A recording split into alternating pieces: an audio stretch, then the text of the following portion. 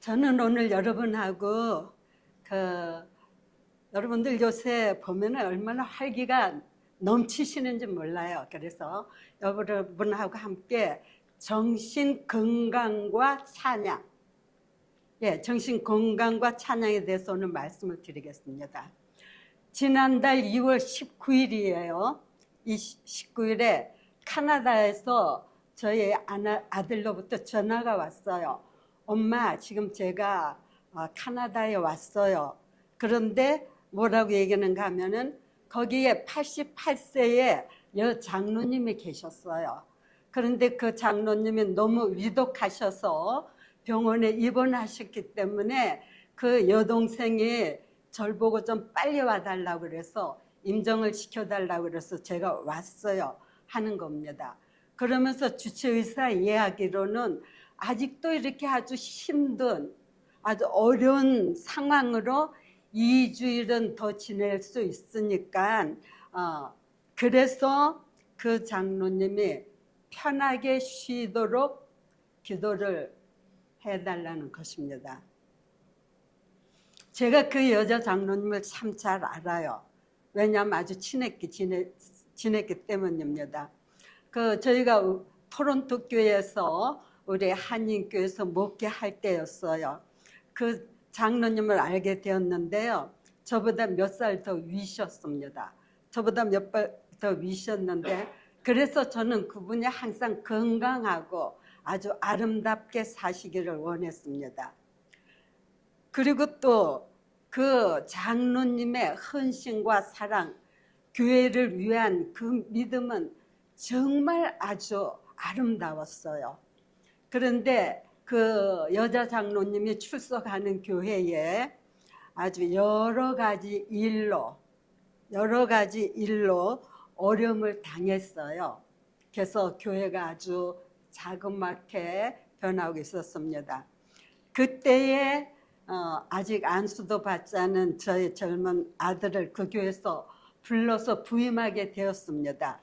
근데 그 여자 장로님은 이 젊은 청년 목사가 부임한 그 날 안식일로부터 11년 3개월을 딱 한 안식일 빼놓고는요, 딱 한 안식일을 빼놓고는 안식일마다 꼭 꽃집에 부탁을 해서 코사지에 이 주머니에 꽂는 이 꽃을 만들어서 목사님 양복 주머니에 꼭 넣어주면서 그 젊은 목사를 11년 넘게 용기를 주고 격려를 했습니다. 또 저는 그분이 그 이상으로 교회에서 열심히 하는 여러분들을 보고 알고 있습니다. 그 교회가 어떻게 됐을까요? 자연히 배로 부흥하고 아주 성장하게 되었습니다. 그리고 이제 저희 아들이 간 이틀 후인 2월 21일 날 돌아가시고 3월 7일 날 장례식을 은혜롭게 마쳤습니다. 제가 그 죽음을 위해서 기도해 달라는 부탁을 받은 것은요, 1991년 저희 남편이 그 미국의 첫 교회에 부임해서입니다. 한 2년쯤 지난 어느 날인데요, 한 여집사님이 저한테 전화를 하셨어요. 사모님, 저희 아버지가 좀 빨리 돌아가시도록 기도를 해 주십시오 하면서 부탁하는 거예요. 저는 사실은 많이 놀랐습니다. 왜냐하면은 돌아가시도록 기도해 달라는 부탁이 그때 처음이었어요. 대개의 기도를 부탁할 때는 병이 빨리 낫게 해주세요 하고 그렇게 부탁을 합니다. 그런데 조금 있다가, 그래서 제가 말문이 막혀가지고 가만히 있었더니 조금 있다 그 집사님이 말씀하시는 거예요. 아버지가 너무 아파서 고통당하는 모습이 자식으로 너무 보기 힘들어요. 하는 것이었습니다. 그 후에 그런 부탁을 받을 때마다 저는 죽음도 축복이라는 사실을 알게 되었습니다. 저희 시모님께서 종종 배울 때마다 저에게 하시는 말씀이 있었어요. 아주 좀 간지러운 얘기지만 제가 좀 하겠습니다. 야, 나는 너를 내 며느리로 준 네 아버지께 그러면서 이제 저에 대한 좋은 형용사를 쓰시겠죠. 나는 너를 내 며느리로 허락해서 영석이한테 준 네 아버지를 꼭 만나서 감사하단 말을 내가 꼭 좀 하고 싶어. 그렇게 말씀을 하셨어요. 그 다음에 또 한 가지 소원을 말씀하셨습니다. 그 소원은 뭔가 하면은 나는 잠자다가 잠들듯이 죽으면 좋겠다. 그래서 뭐라고 하시는가 하면은 내가 잠잘 때마다 그렇게 기도드리고 있어 하시는 겁니다. 저희 어머니께서, 시어머님이시죠. 어머니께서 98세에 저녁 잘 잡수시고 그 다음에 그 이튿날 아침에 들어가 보니까는 아주 편히 쉬시게 되었습니다. 여러분들, 여기 있는 저나 여러분들, 저희 언제 주님 안에서 잠들지 몰라요. 그렇죠? 그래도 저희들에게 뭐가 있어요? 예, 소망이 있어요. 부활의 소망이 있는 겁니다. 부활의 소망이 있기 때문에 별로 두렵지 않아요. 별로 두렵지 않지요. 또 그러나 우리가 간절히 바라는 게 있어요. 간절히 바라는 게 있는데 다만 사는 날 동안 어떻게 해요? 사는 날 동안 건강하게, 다만 우리가 사는 날 동안 건강하게 되기를 바라는 것입니다. 그래서 저는 오늘 건강하고 행복한 노년의 삶이 되는 한 비결을 여러분들과 함께 생각해 보려고 해요. 예, 여러분들 한번 생각해 보세요. 우리 그동안 살아온 것이 불행한 때도 있었고 행복한 때도 있었습니다. 또 우리가 주로 노년의 삶을 이야기할 때는 우리 노년의 행복한 삶을 이야기하는 거예요. 네, 행복한 삶을 이야기하는 겁니다. 그리고 또 우리가 행복한 노년의 삶을 얘기할 때는 뭐를 얘기를 해요? 무슨 건강? 예, 정신 건강을 저희가 빼놓을 수가 없는 것입니다. 정신 건강을 빼놓을 수가 없어요. 여러분들, 우리가 그동안 우리의 삶이 후회된 삶을 살았다고 해서 되돌릴 수 있어요? 예. 그 다음에 또 우리가 잘 살았든 못 살았든 간에 우리는 어떻게 해요? 오로지 앞으로 전진하는 삶밖에 살 수가 없어요. 과거를 바꾸거나 또 되찾을 수가 없는 것입니다. 예, 우리 지난번에 배웠죠. 예, 지난번에 배웠는데요. 시편 90편 12절. 우리에게 뭐라고요? 예, 우리에게 우리날 계수함을 가르치사 지혜의 마음을 얻게 하소서. 요새 하는 말들이 뭐라고 그래요? 요새 몇 세 시대예요? 100세 시대. 그 다음에 또 나이는 숫자에 불과하다. 그 다음에 또 요새 기능적인 나이로는 20년을 더 젊게 살 수 있다. 기능적으로 그렇게 살 수 있다 하는 겁니다. 그러면 우리가 어떻게 살아야 할까요? 우리가 어떻게 살아야 할까요? 우리 정말 이 노후의 노년의 건강에 대해서 아주 정보가 너무 많아요. 정보도 너무 많고 안내와 또 방안들이 정말 많습니다. 그런데 우리는 어떻게 해야 되겠어요? 우리의 삶의 태도와 적합한 그런 생각으로 우리가 받아들여야 되겠어요. 그래서 오늘 우리가 우리의 삶의 태도를 조금만 바꾸는 것입니다.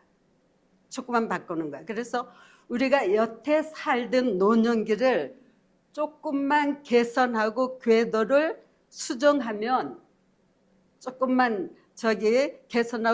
수정하면은 우리가 아주 보람되고 알찬 삶을 살 수 있습니다. 우리는 노후에 행복하고 건강한 삶을 살 수 있는 권리와 자유와 여유가 여러분과 저에게 있는 것입니다. 그래서 우리 노년기에 있어서 황혼기야말로 유종의 미를 거둘 수 있는 아주 값진 기회이죠. 우리가 나이 들면서 육체적으로 정신적으로 연약해질 수밖에 없어요. 그런데 정신적으로 더욱더 건강함을 살아야 한다는 것이 우리 믿는 사람들의 고립입니다. 목표예요. 그래서 가장 중요한 것은 더욱더 건강하게 살려고 하면은 노년기의 정신 건강입니다. 요새는 아주 젊은 사람들도 많이 치매 같은 그런 게 걸린 것이 많다 그래요. 그래서 우리는 여러분들 많이 얘기를 했죠. 정신이 건강해야 육체가 건강하고, 육체가 건강해야 여러분들 평시 때 항상 얘기하던 거예요. 그래서 그러면 오늘 이 정신 건강을 위해서 우리가 가지고 있는 보고가 있어요. 우리 시편 92편 12절로 14절에 있는 말씀 한번 전부 다 같이 읽지 못하실까요?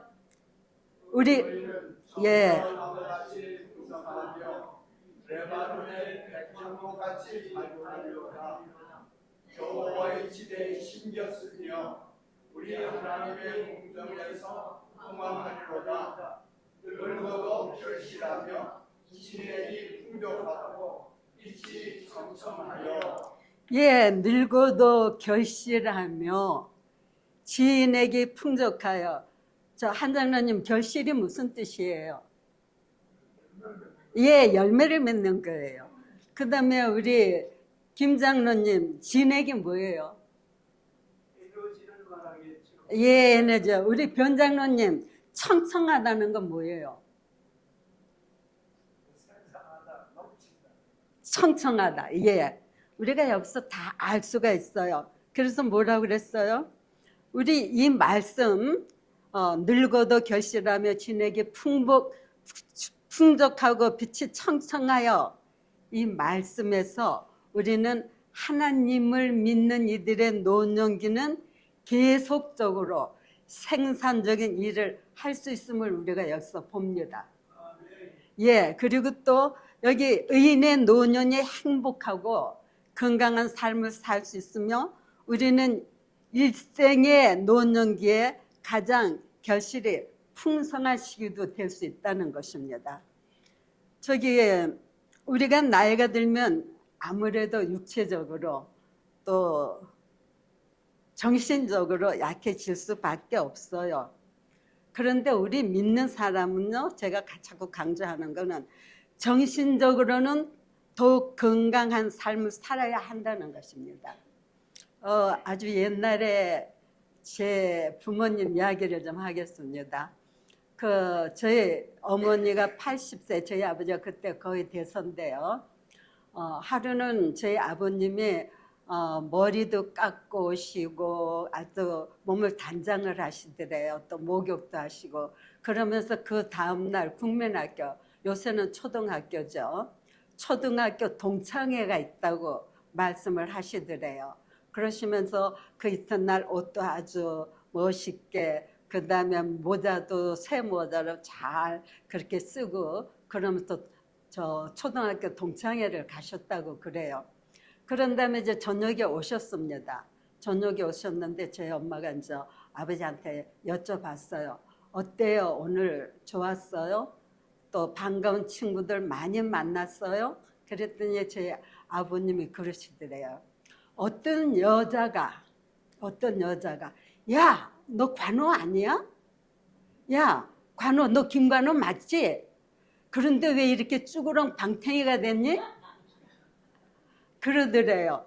그러면서 그 자리에서 대답을 못했는지 저희 엄마한테 저는 쭈그렁 망탱이가 되었으면서 그러더래요. 저희 어머니 보고요. 예, 우리가 육체가 변합니다. 정신적으로도 변해요. 그런데 거기에 한 가지 비결이 있어요. 그 한 가지 비결이 뭔가 하면은 하나님께 감사하고 찬송하는 겁니다. 찬미를 많이 부르는 거예요. 찬미를 많이 부르는 겁니다. 우리 시편 28편 여호와는 나의 힘과 나의 방패시니 내 마음이 저를 의지하고 도움을 얻었도다. 그러므로 내 마음이 크게 기뻐하며 내 노래로 저를 찬송하리로다. 네, 시편 40편 3절 우리 최희순 집사님 크게 좀 읽어보세요. 새 노래 곧 우리 하나님께 우리 찬송한 내게 주셨습니다. 많은 사람이 보고 두려워하여 여호와를 의지하리로다. 예, 그 다음에요 또 치료봉사 230페이지에 있는 말씀입니다. 우리 송 집사님 좀 크게 읽어주시겠어요? 예.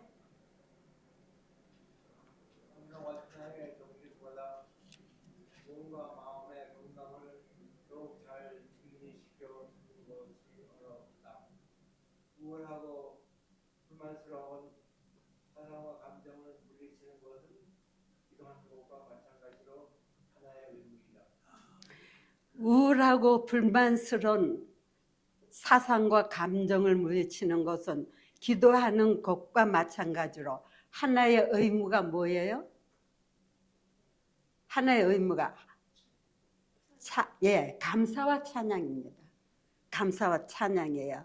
또 치료봉사 232쪽을 보면요. 하나님의 자비와 사랑을 감사함으로 얻는 축복은 어떤 말로도 표현할 수 없고 유한한 사람의 마음으로 생각할 수도 없다. 이제 우리는 우리의 마음과 입술을 길들여서 비할 데 없는 사랑을 베풀어 주신 하나님을 찬양하자. 예, 우리 마음이 괴롭고 번뇌스럽고 때때로 정말 걱정으로 또 슬픔으로 마음이 짓눌렸을 때에 상처받았을 때에 풀리지 않을 때에 또 울음이 터져 나올 때에 우리 진성희 집사님이나 배성옥 집사님이나 우리 권영자 집사님 울음이 터져 나올 때 어떻게 하시겠어요? 예? 찬양하시기 바랍니다. 예, 울며 찬양해도 돼요. 찬양하시기를 바랍니다. 시편 103편 1절 2절을 읽어보겠습니다. 내 영혼아 여호와를 찬양하라. 내 속에 있는 것들아 그 성호를 찬송하라. 내 영혼아 여호와를 찬송하며 그 모든 은택을 잊지 말지어다. 예, 우리가 성경에서 아주 잘 알고 있는 사실이 하나 있어요. 이스라엘의 초대 왕이 누구죠? 사울. 맞습니다. 사울이 어떻게 됐어요? 악신으로. 어떻게 악신으로 일어나요? 정신적 고통을 받았죠? 예, 정신적 고통을 받고 있을 때에 누가요? 소년 다윗이 수금을 탐으로 어떻게 해요? 예, 사울 왕의 악신이 물러갔습니다. 우리 사무엘상 16장 23절에 볼 것 같으면 하나님의 부르신 악신이 사울에게 이를 때에 다윗이 수금을 취하여 손으로 탄즉 사울이 상쾌하여 낫고 악신은 그에게서 떠나가니라.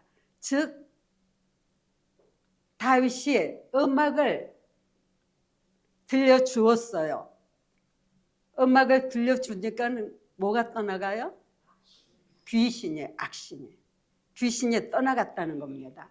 여러분들, 우리가 음악, 찬미가 상쾌히 낫게 하는 치료제인 것을 우리가 다시 한번 알 수 있습니다.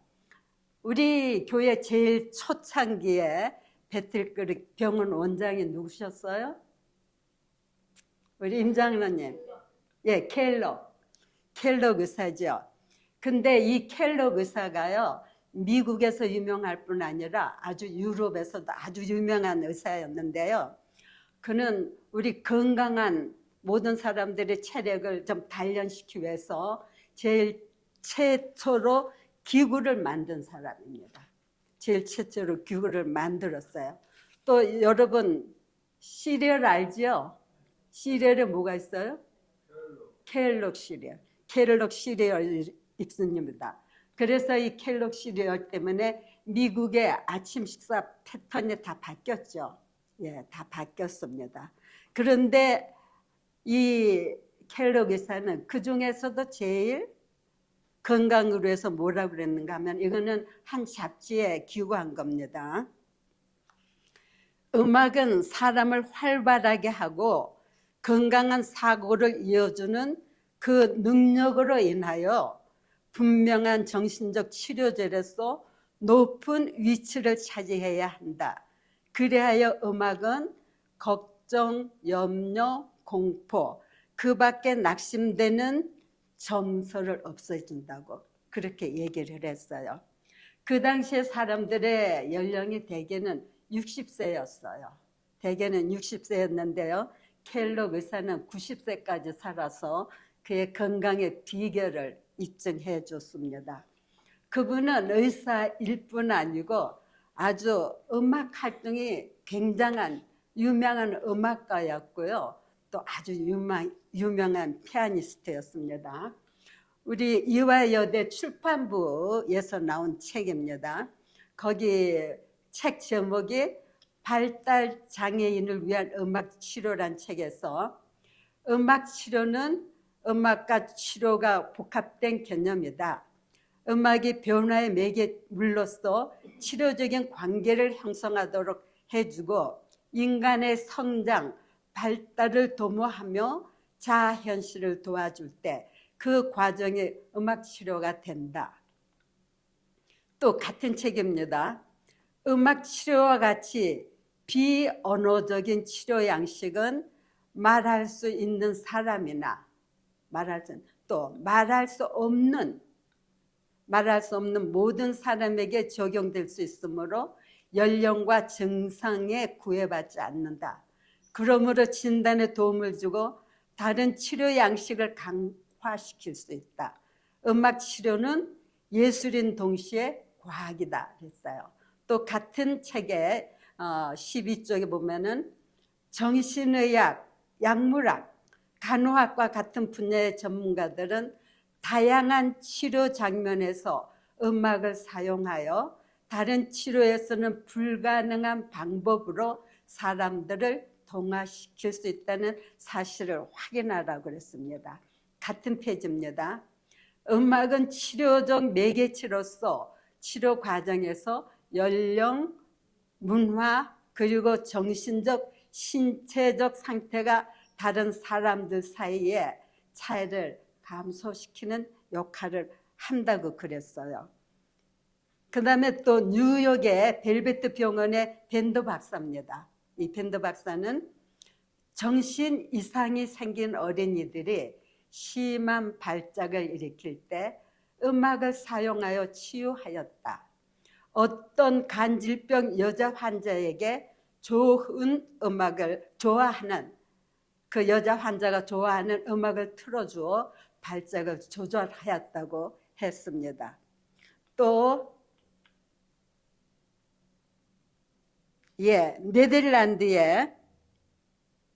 네덜란드의 정신 연구자 윌리엄은요, 난폭한 정신병자에게 선풍금으로 노래를 불러 치료를 했다고 그랬습니다. 그 다음에 우리나라 국립정신병원 특수치료과 신상철 박사의 연구 발표인데요. 음악의 생리적 심리 효과에 있어서 음악의 신체 기본적인 기능, 즉 맥박, 호흡, 체온, 소화기능, 혈통 등에 영향을 준다는 것은 이미 잘 알려진 사실이다. 예, 임산부에게 노래를 불러주면 태아가 아주 더 활발하게 움직여요. 또 우리는 그 과수원에서 좋은 음악을 쓸 때에 과실들이 충실하게 열린다는 실험도 알고 있죠. 또 그뿐 아니고 그 동물들이 출산할 때 좋은 음악을 들어주면 순산하는 것도 알 수 있습니다. 저는 아까 한식학교 시간에 그 뉴스타트 겸 이야기를 들으면서 박장로님의 이야기를 들으면서 아주 가능한 일이라는 걸 알고 있습니다. 더군다나 우리가 이 설계에 맞춰서 또 그런 간증을 함께 할 수 있다는 것은 되게 아주 좋은 일입니다. 예, 우리 여러분들 뉴스타트 잘 알지요? 거기서 많은 환자들이 고침을 받아요. 얼마 전에도 또 어떤 암 환자가 고침을 받았다는 그런 글을 쓴 거를 제가 봤어요. 이거는 하나님의 능력입니다. 아까도 얘기했어요. 하나님의 능력이에요. 그래서 우리 오늘날 병원에 거의 다 큰 병원들은 음악 치료사들이 있다는 것을 우리가 알고 있습니다. 저희 아버님이 이제 우리 교회로 개신하고요. 삼육신학교를 가셨는데 그때 사역자들이 많이 부족해가지고 안동으로 이제 발령을 내리셨어요. 발령을 내리셨는데 거기 가니까는 귀신 들린 사람이 있었어요. 제가 또 며칠 전에 그 재림문학지에 나온 저희 언니의 글을 봤어요. 그랬더니 저희 언니는 저보다 나이가 좀 더 많았기 때문에 모든 사람들 이름도 알고 있더라고요. 그런데 그래서 그 귀신 들리는 가정이 있어서 저희들이 갔습니다. 이제 장로님들하고 또 집사님들하고. 그런데 저희 아버님이 야 철조야 너도 가야지, 가서 노래 불러야지 하는 겁니다. 그러면 가가지고 그 국민학교 1학년이니까 여러분들 생각해 보세요. 앉아가지고 아주 열심히 같이 부릅니다. 예수는 나의 힘이요. 그거를 얼마나 많이 부르는지 부르고 또 부르고. 예, 우리 박영치 장로가 끄떡끄떡 하는데 아마 경험 있을 겁니다. 그 다음에 또 뭐예요? 믿는 사람들아 군병 같으니. 믿는 사람들아 군병 같으니는 얼마나 많이 부르는지 몰라요. 여러분들 대개 귀신 들린 사람들을 많이 보시는데 그분들은 저 연녀는 눈장자가 풀렸다 그러더라고요. 그런데 제가 대개 보는 사람들은 어떤 때는 애 얘기도 했다가 남자 소리도 냈다가 할머니 소리도 냈다가 그래요. 그러고 웃다가 울다가 그러는데요. 그 찬미를 그렇게 막 부르고 나면은 결국 끝에는 사람을 발작을 시켜요. 꼭 간질병 환자처럼 그렇게 발작을 시키고 입에서 거품이 나옵니다.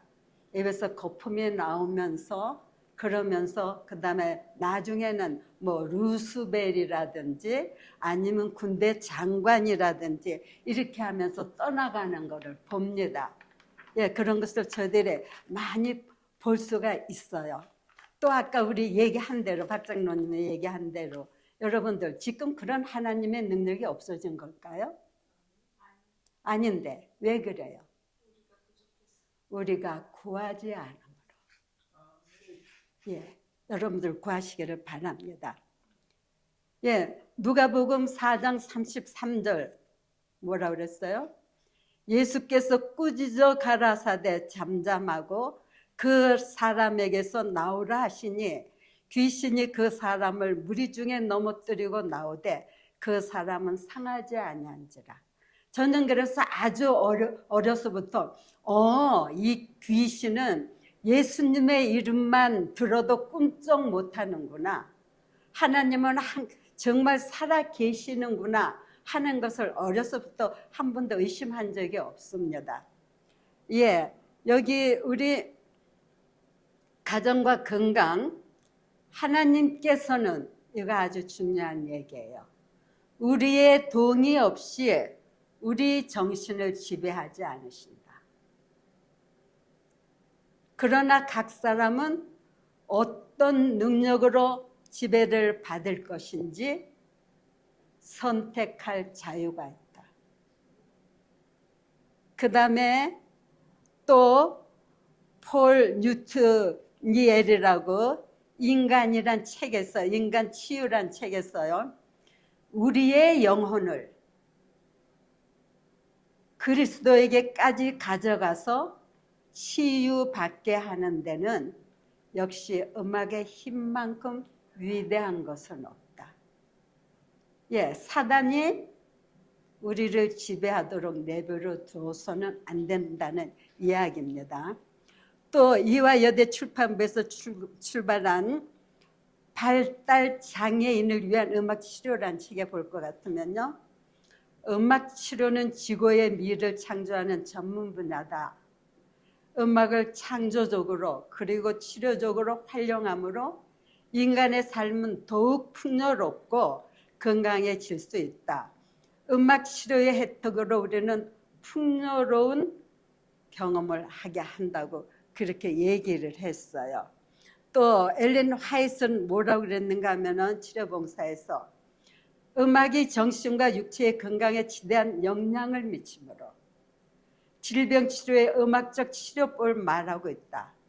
또 하나님께 대하여 감사의 찬미를 부르므로 어떻게 한다고요? 예, 건강한 축복을 받도록 뭐를 부르므로요? 찬미를 부르므로요. 봅니다. 또 241쪽에는요, 병자들을 치료하는 데 있어서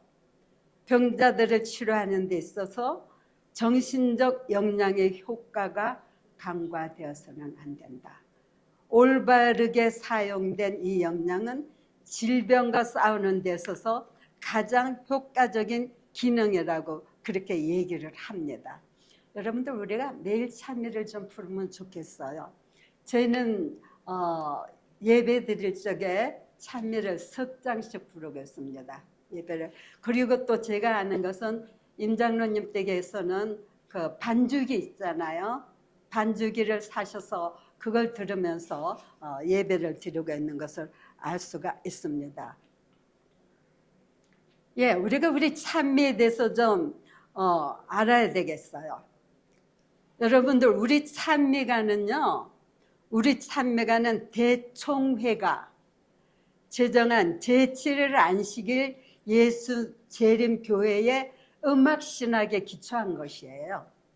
저희들이 아무 노래나 부르지 않는데 것이 여기에 있습니다. 어떻다고요? 제7일 안식일 예수 재림교회의 음악신학에 기초한 것이에요. 그리고 또 우리 교회, 우리 재림교회의 전통적인 신앙과 교리에 입각한 것입니다. 예, 우리 장감리교회는 그 사람들이 하지만은 우리는 우리 진리에 입각한 찬양을 불러야 할 것입니다. 그래서 우리 재림교회의 진리와 정서에 맞도록 그렇게 맞도록 편집한 거예요. 여러분들 이 찬미가 얼마나 좋은 곡들이 많은지 몰라요. 우리 정말 우리 재림교인들은 찬미를 좀 많이 부르게 되시기를 바랍니다. 예, 우리는 이 찬미가에서요. 이 찬미가에서 뭘 배워요? 영적인 분위기를 배울 수 있어요. 또 여러 가지 말씀에 볼 것 같으면은 하나님께 드리는 이 찬미는요. 우리가 지금 여기서 찬미 부를 때야 하늘 찬양대와 함께 부르고 있다는 것을 우리가 인식해야 돼요. 그래서 제일 최고의 노래, 제일 훈련되고 제일 아주 아름답게 다듬은 그러한 노래를 저희들이 하나님께 돌리는 것입니다. 여기 또 우리가 이 찬미가에서 얻는 영적 분위기 있죠. 얻는 영적 분위기는 우리에 대한 훌륭한 치료제라고 그렇게 얘기를 했습니다. 또 치료봉사 221쪽입니다. 마음과 육체 간에 존재하는 관계는 매우 밀접하다. 마음의 상태라고 그러죠. 마음의 상태. 마음의 상태는 많은 사람들이 깨닫고 있는 것보다 건강에 훨씬 큰 영향을 미친다. 사람들이 고통당하고 있는 질병의 대부분은 정신적 우울에서 온다. 슬픔, 걱정, 불만, 후회, 죄책감, 불신, 이 모든 것은 생명력을 저하시키고 쇠약과 죽음을 초래한다고 말씀하셨습니다. 또 같은 페이지에요. 아까는 죽음을 초래하는 것들을 말씀하셨는데 이제는 건강을 주는 것을 말씀하셨습니다. 용기, 희망, 믿음, 동정, 사랑은 건강을 증진하고 수명을 연장시킨다고 말씀하시면서 만족한 정신과 즐거운 마음은 온몸에 건강을 주고 심령에 힘을 준다고 말씀하셨습니다. 또 치료봉사 232쪽에 이제 우리는 우리의 마음, 이 항상 마음이죠. 마음과 일손을 길들여서 비할 데 없는 사랑을 베풀어 주신 하나님을 찬양하자. 날마다 새로운 축복을 받는 것이 하나님의 자비로운 보호임을 믿고 우리 마음속에서 찬양의 노래가 흘러나오게 하자고 말씀하십니다. 또 232쪽 같은 책입니다. 날마다 새로운 축복을 받는 것이 하나님의 자비로운 보호임을 믿고 우리의 마음속에서 찬양이 흘러나오게 하자.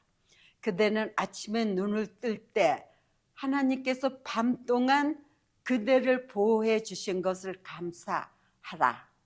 아침과 낮과 밤에 감사의 마음, 이 감사의 마음이 향긋한 향기처럼 어떻게 해요? 하늘에 상달되게 하라고 말씀하십니다. 또 233쪽에요. 찬양과 감사를 노래로서 표현하자. 시험을 받을 때에 우리는 감정을 말로써 나타나는 대신에 믿음으로 감사의 노래를 하나님께 드리자고 하십니다. 치료봉사 234쪽에요. 노래는 우리가 실망을 물리치기 위하여 항상 언제나 실망을 물리치기 위해서 항상 언제나 사용할 수 있는 무기라고 그랬어요. 우리가 그와 같이 구제의 임재의 햇빛을 받고자 마음을 열 때에 우리는 건강과 축복을 받게 될 것이라고 말씀하셨습니다. 화이트분의 책 그리스도인의 마음과 품성과 인격 제2권입니다. 부제목은요. 정신적 영적 건강에 관한 지침들인데요. 68쪽에 말씀하신 것입니다. 통제되지 않은 정신은 연약해진다. 정신적 능력은 최대한으로 개발되어야 한다. 그것은 영적 진리를 깊이 생각함으로써 강하게 되고 고상하게 되어야 한다고 말씀하셨습니다. 우리가 마음에 짐이 없어야 강하다는 것을 알 수 있습니다. 우리 다 같이 시편 33편 1절로 3절을 보시겠습니다. 너희 의인들아 여호와를 즐거워하라. 찬송은 정직한 자의 마땅히 할 바로다. 수금으로 여호와께 감사하고 열줄 비파로 찬송할지어다. 새 노래로 그를 노래하며 즐거운 소리로 공교히 연주할지어다고 말씀하십니다.